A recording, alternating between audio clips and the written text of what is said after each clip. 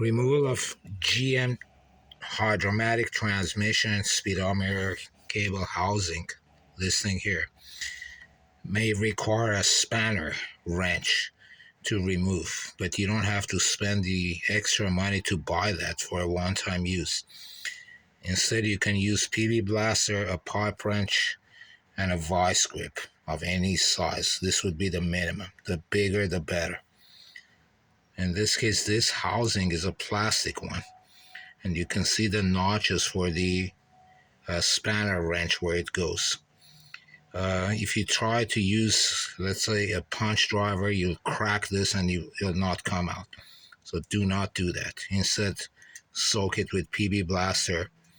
Then, after an hour or so, use a pipe wrench on the threads.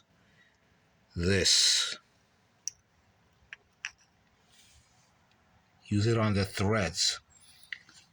Tighten it nicely and turn it counterclockwise. That will loosen it up.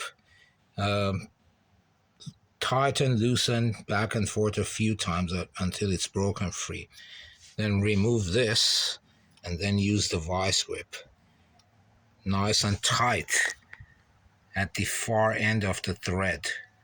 And then pull this out while you're moving it back and forth, and it will pop out. And it'll save you a lot of money and frustration at the same time.